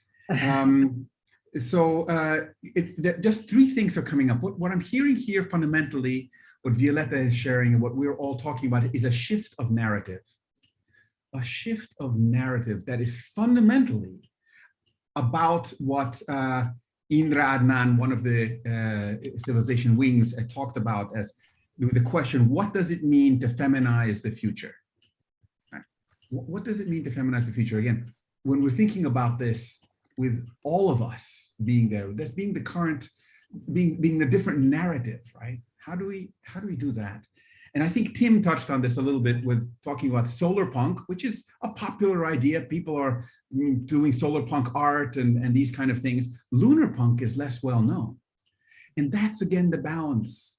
The solar punk being the active doing in the world, and the lunar punk being the internal development, being the connectedness, being the a place of spirit. So I do see that eco-civilization is fundamentally about interdependence and rebalancing our interdependence with nature, with different cultures, with spirit. And just then the last thing on this just to share is this concept of soft power, not mine. This is shared exactly here in, and I've come really into a deeper understanding it through the eco-civilization movement. What is soft power? And I see it as fierce gentleness. This is the idea that in sensitivity, there is power. In vulnerability, unshakable presence. And in community, there is common unity and communion. So I'm going to just drop into our chat this one little image that hopefully speaks to all of this. And it's not going to be visible on your screen. You'll simply have to click on it to see it. But I think this is truly what the eco-civilization, the global eco-civilization, and the ecosystem, the eco-civilization zone that Violeta is talking about. This is a big vision. How do we create an eco-civilization zone of our galaxy, right? This is a spirit of being. And I think, again, that is the new narrative about what it means to feminize the future. All right, that's what I want to share. Thank you. Thank you very much. As always, very powerful. I already see first hands being raised, but I've heard that that Molly joined us. So Molly, we need to feel your energy, your power, and your reflection on the Year of Ubuntu. I did a very, very short introduction, so please come forward. Excellent, very good. I hope you can hear me and you can see me. I can't see myself on the screen, so we cannot see you, but we can hear you. You can hear me, no problem. Very good. So thank you everyone for being a part of this remarkable movement. And indeed, we were born for such a time. We got together between Violeta, Chenesai, and I, and others that we're supporting in the background, really to talk about and to lead the conversation in the best ways that we can as three, remarkable women, strong women coming together from a place of deep humility to engage in the conversation surrounding Ubuntu. And it became a movement, and I guess I can call it an organization of conversation that led us from just thinking about doing one conversation to actually having this, summits, instead of summits that we call the Year of Ubuntu. So what is Ubuntu? I am originally from Zimbabwe, and in my native language of Shona, we actually call it Hunu. In so many other languages across Africa, you find a term of this. This is actually an embodied practice, as well as it is a philosophy about how one recognizes others' humanity in order to fully embrace their own. So I am because you are. What we recognized when we first started the welcome event last year in December is that there was so much of an opportunity to engage with those that are locally in Africa, but also others all over the world, to really speak about this from how Ubuntu is actually experienced within workspaces, but also within communities. So we had a session where we had educators come on through to share with us the way that they experience or inspire Ubuntu in everyday education, work. And then we moved on to speaking with healthcare workers. It was really compelling to find out that there is a lot of research already being done related to how we care for others. From a scientific and clinical perspective, but truly bringing forward this socialized philosophy and embodied practice. We cannot speak about Ubuntu, we really have to be it. In who I am, I actually can define what Ubuntu truly is. We then actually had another summit where we invited leaders, people that are actually at the, in a leadership role within their companies in the corporate sector, to talk about how they actually work with others and how they were able to rise to leadership without necessarily leaving behind the concept of caring for others, recognizing community, and being able to treat every single human being the same way that they would also want to be treated.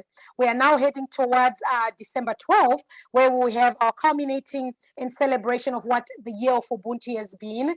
And what an honor it has been to be a co-host for that movement, because many of you have participated in one summit or another, and it has really grown into a movement where we challenge ourselves beyond those conversations on the summits to say, what am I doing in education as an educator? What am I doing as a leader? What am I doing as a healthcare practitioner?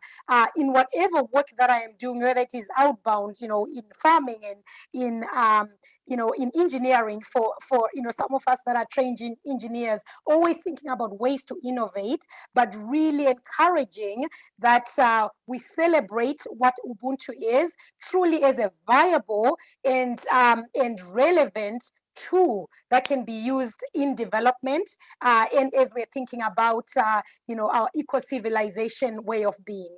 I thank you all for your time, and I really appreciate that we are in this together and continuing to walk each other home. Thank you. Excellent, Molly. Thank you very much for your very insightful overview, short but very straight to the point. And I already published what you mentioned, that on Sunday is the last session of the Year of Ubuntu, on Sunday afternoon, and they can find the link on Ecocivilisation webpage. So, whoa, now let me hear. Now I'm very excited what I'm going to hear back. What did you hear? How do you feel after being part of this sort of summaries and wrap-ups of this year? And I can see Slaven, you raised your hand, so please go ahead.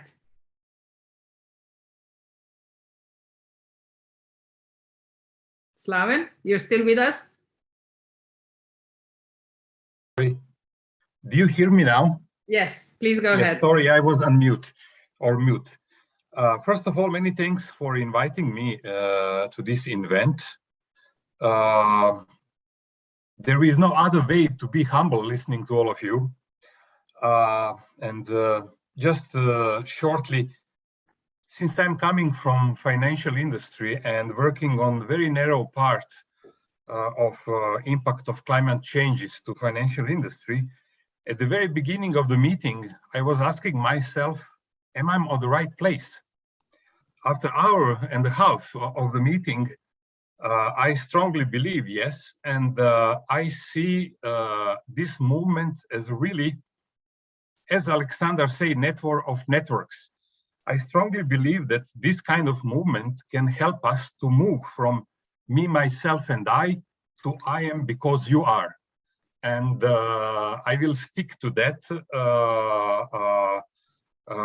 Hopefully talk to you very soon and be member of all these coming meetings. Many thanks once more for inviting me. Thank you, Slaven. And, as I mentioned to you, we need people like you to also help us to understand where and how we can encourage the financial world to move to serve the needs of the emerging eco-civilization. So I do hope that we will continue to engage and of course, find a way forward together. And we already talked about some sessions for the next year on this particular topic. So I'm very much looking forward to that. I would also like to invite Azra. Azra Uzunovic. We had a little chat in the chat section, but please go ahead and share your thoughts, and you or I will also share the news. Go ahead, Azra. Can you hear me? Yes. Good evening, everyone. My name is Azra Uzunovic. I come from Bosnia and Herzegovina. I work in the sector of healthcare as a pharmacist for 13 years. And in spirituality, I would say I was awakened in 2014. And as I said, as the Slaven also said at the beginning, I wasn't I didn't have a clear picture of the movement concepts. But I waited to hear more, and the explanations just flashed in front of my eyes. The predictions I've been reading about the future unification on the planet Earth. In the I mentioned on the chat the knowledge book. I don't know whether some of you have heard about the knowledge book, but I'm reading it for 2 years, and it helps me to spread my consciousness. And I have to say hello to this movement, and I'm really glad that I'm at this place. Thank you very much for inviting me. Thank you, Azra. And we just agreed that Azra will be the wing for Bosnia and Herzegovina of Ecocivilisation. So I'm very excited, and Azra will get back in touch with you soon after today. So let's move on. And I can see Ferial is raising her hand, and I'm really excited. Ferial, what you're going to share with us? Go ahead. Hi there. So as you've heard, my name's Ferial Piran. I am part of the Wings in Ecocivilisation, representing Scotland. And one of the beautiful things, as I listen to everybody and as I hear things that Alexander talks about, and specifically Slavik says, am I in the right place? And for me, when I listen to everything, I'm going to say, absolutely, we're all in the right place. And the reason I say this is because it's going to take every one of us from every sphere, from every discipline, right, to make those absolutely wonderful internal journeys so that we can reset our own, I want to say, values and that which makes us who we are, and that which allows us to express ourselves into this wonderful shared world that we have, because every one of us is going to redesign that and reshape it in that way. So, yeah, I would say we should get busy recruiting. And I mean, recruit our friends and our families and the people we know to join the idea of an eco-civilization. Because this is not about Violeta's dream or Alexander's or Ramit's or Stefan's or mine. It's about all of our dream, right? Because this includes every one of us, our children, people, those that have come before us and those that will still come behind us, right? Or after us. So yeah, thank you for every one of you for your energy. That's all I have to say. Thank you, Ferial, and I'm very much looking forward to your engagements next year. And we can already say we're going to have a post COP26 discussion to really see in a few months what is emerging out of it, and how can we help to encourage the delivery on some of the commitments. So thank you very much. And I see Martin Knox being with us. Martin, are you present? We just met recently through a very good common friend, and G100 that the Ecocivilisation Wings are part of. It was the connecting point. So what do you think about it? We had a long discussion yesterday, but so how do you feel now? We had a long discussion. We had 45 minutes and it lasted about 2. What do I think? It's all about unity. It's all about unification. We spoke yesterday about the binary, a duality, and there isn't such thing. This is about bringing all aspects of who we are, what we are, why we are, together as one. I'm moved. That's what I think. You know, there are enormous numbers of people beginning to get together. There suddenly communities are forming, and those communities are beginning to overlap and connect.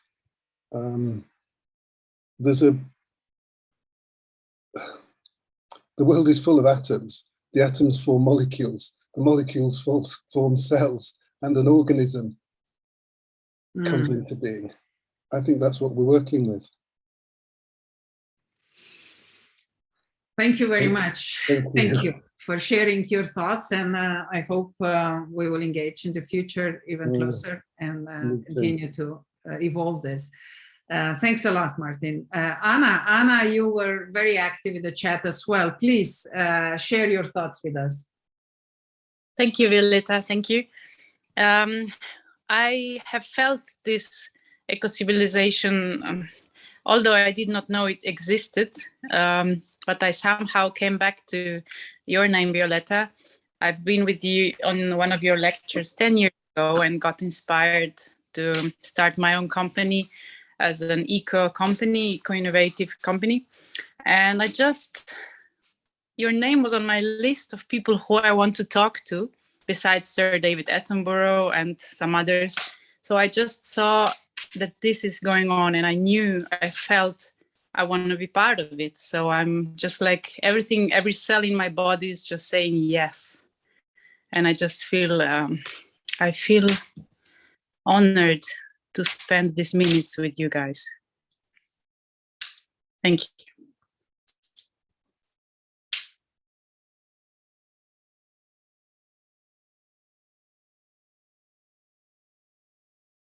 Violeta, you're muted. Sorry, thank you very much, Anna, and I hope, I'm sure that Martina and Eva and the rest of the Slovenian wings are hearing you, so please join the circle and we'll move on together.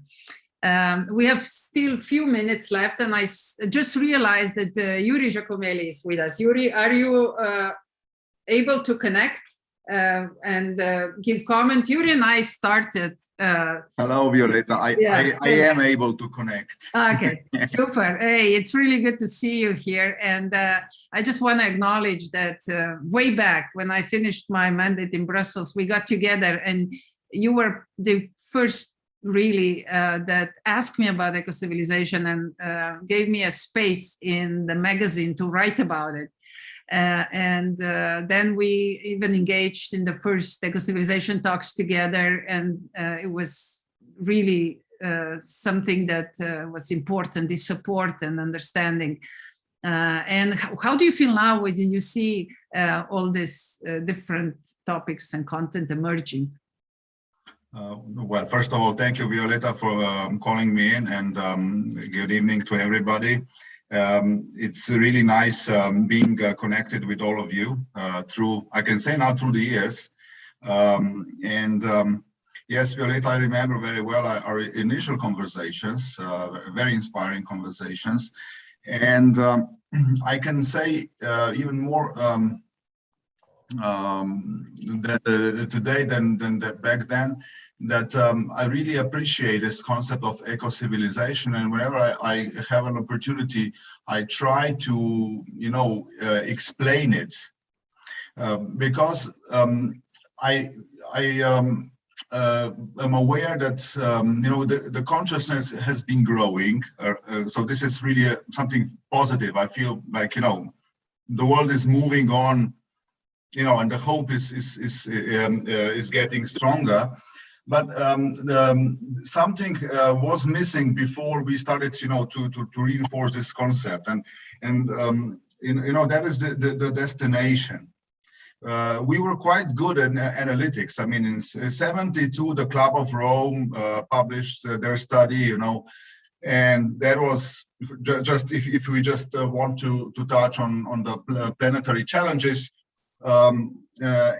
So we were quite good at the analytical aspects, and we can monitor, we can go deeper. We've got techniques. Science has been helping us a lot, and and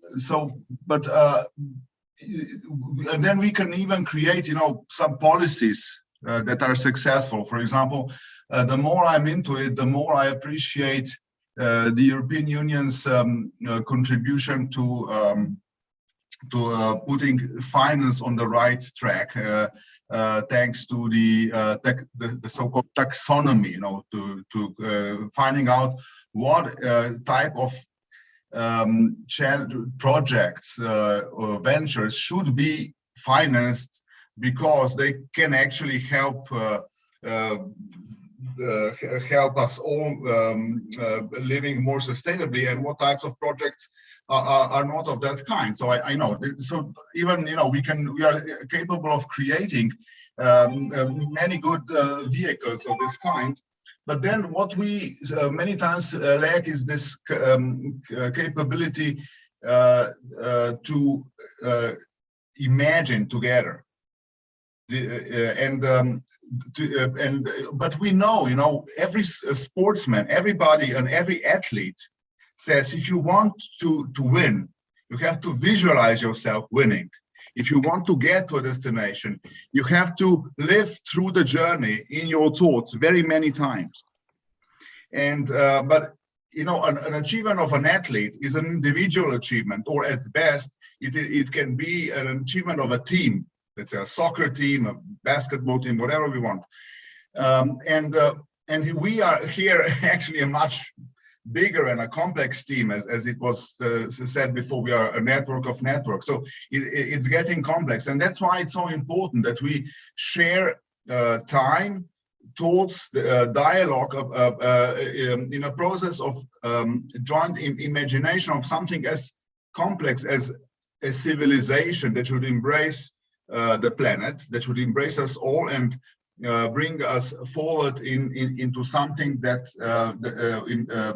into a state or in a situation in which we can coexist in conditions of abundance, right? In prosperity, not necessarily in a material way, but in a sense of some equilibrium, right?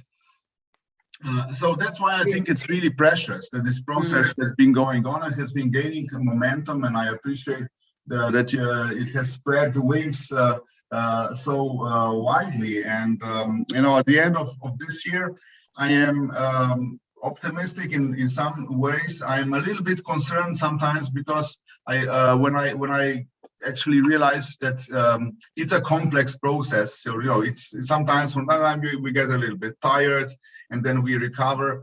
But even more so, even though we maybe this very point we all together are aware that this period of the pandemic may not terminate, so soon and so easily. We should also be aware that the pandemic has helped us grow the consciousness, because sometimes, during this period, we simply talk among each other, even if we are so distant physically, you know, or even if we just don't talk, you know.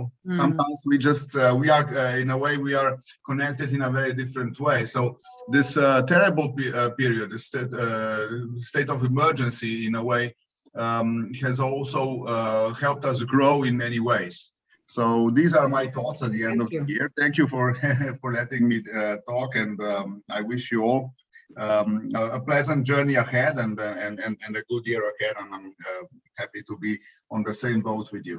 Yes, thank you, Yuri. And I hope with Slaven and you on board in the future, we can really have some good answers for how to approach and how to integrate and also reinvent the financial sector. I know that that's a big challenge, but look, we have all the time that we need. So let's not rush, but let's engage. I have one more. Angie, you want to have a word as well? Anjali, go ahead. Maybe she is no longer with us. She had her hand up. Okay, anybody else? We are almost at the end. Actually, we are at the end, but of course, if anybody would like to make an additional comment, please come in and share your thought. The floor is open for a few more minutes. I see Ian. Ian, what do you think about all this? You remember we've done a lot of participatory modeling and bottom-up engagements. What kind of sense do you get when you listen to all of this emergence within Ecocivilisation? So video on.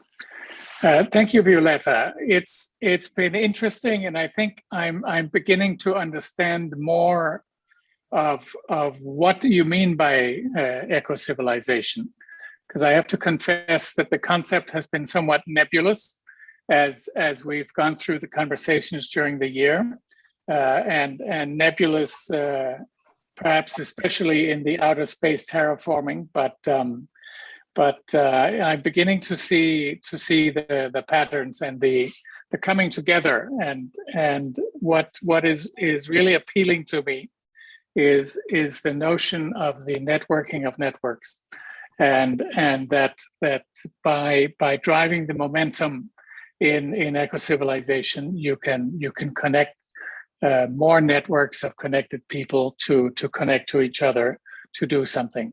My current pet project is to try to connect communicators, business communicators, so people who work especially in internal communications in businesses, with the climate change people, be it activists or the European Commission's climate change people, to really have a conversation on how can communicators help drive an accelerated activation of the lukewarm people who sympathize but who don't know what to do. And so to try and use to invite them to come to a discussion on how can engagement techniques used in companies and in businesses be applied not just to motivating what we might loosely call the workforce, but also to motivate businesses to drive their brands towards sustainability. So I'm very much aligned with what you're all doing, and I'm still trying to understand where it's all going. Voila. Thank you, Ian. Thank you for your honesty. And we're not sure either, but that's the beauty of the emergence. Yes. You do things with your open heart and your honest best that you can, Exactly. and then you just observe and see what is emerging, and you manifest again. And that's the beauty of it. And I learned that that's what brings the best out of people. So I'm very happy to host you at one of the sessions next year. Whenever you're ready, let me know. to share your findings about, especially how you tap into this special group and how you do these interconnections. That is very fascinating and very important knowledge to be shared. Thanks, Ian. And I'm going to give Angie one more time a chance to speak, and then slowly I will wrap up. I see Dalibor wants to say a word as well, but that will really be the end of the conversation. Please go ahead, Angie. Yeah, I am sorry being not able to unmute myself in one of laptops, so I switched to my older one. So I introduce myself briefly. I am in chair of Lithuania, but I live in Brussels, and I worked at the commission when Violeta been commissioner, not only had this position in different let's say service, but at the same time. So what I want to tell, I am indeed very happy about being with the Ecocivilizations, because it's very dear and close to my heart, and what I've been doing earlier and what I am doing right now. So earlier I worked a bit and researched with a dicastery for integral human development of Holy See on Pope Francis encyclical Laudato Si, and where he speaks about ecology, about integral ecology, about cry for the earth and cry for the poor. It's a bit different maybe approach, but it's also pretty spiritual one.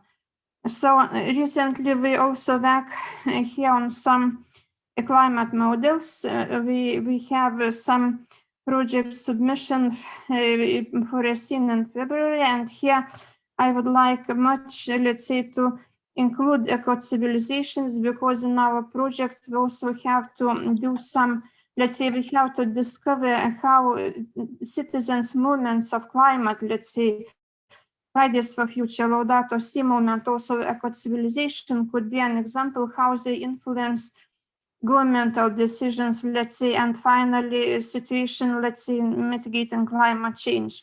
So here I would much welcome Ecocivilizations and Violeta to our consortium, and let's say to do some case study about Ecocivilizations and let's say how it's impact global climate decisions, because it's very, very important. So I just wanted to speak like that. Great, thank you, Anjali, and she's also our Ecocivilization wing for Lithuania. So we will continue to engage along those lines, and I'm sure that something very inspiring will emerge out of it as well. So Dalibor, are you still with us? And this will be the closing remark.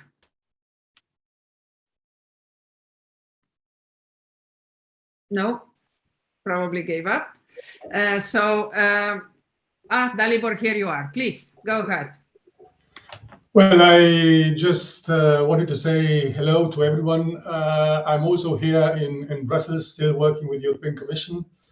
So I joined this session with Violeta because I see her energy. I see where she's driving towards. What she's driving is close to my hard belief that technologies should serve us, and not that we would be, too much dependent on it.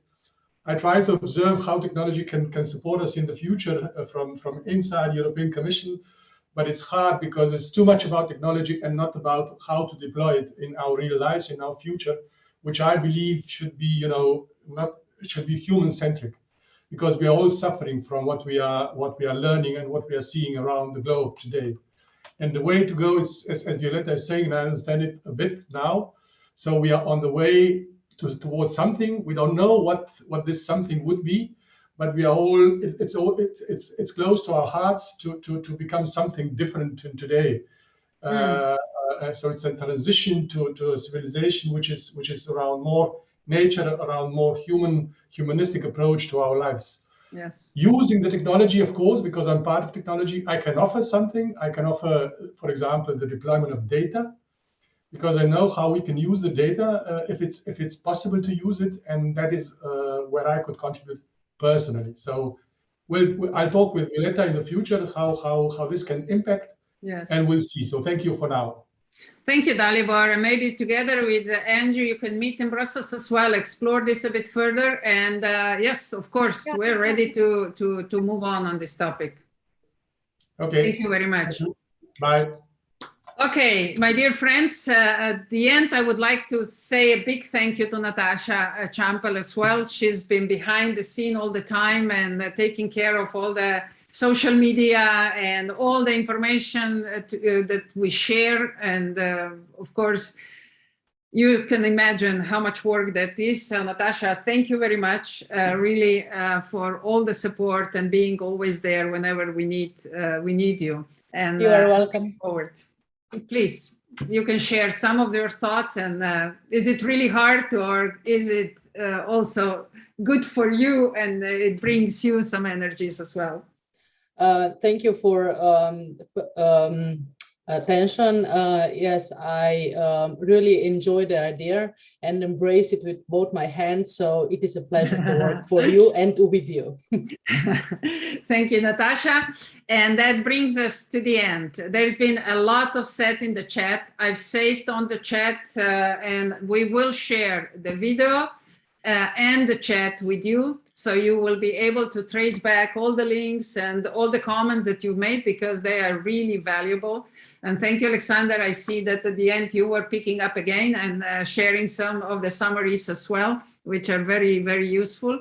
So look, it's also the end of the year, it's December, and the Christmas trees are up. We just, Pinamaya and I just put ours together yesterday evening, and it just brings this really holiday spirit, which of course brings a lot of emotions and loving, tender thoughts.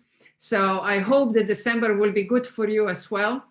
I hope you're going to have a moment to really breathe slowly and allow all these beautiful messages from the collective to come to you, and then please come back and share them, because that will really enrich all of us, that we can move together to the new horizons.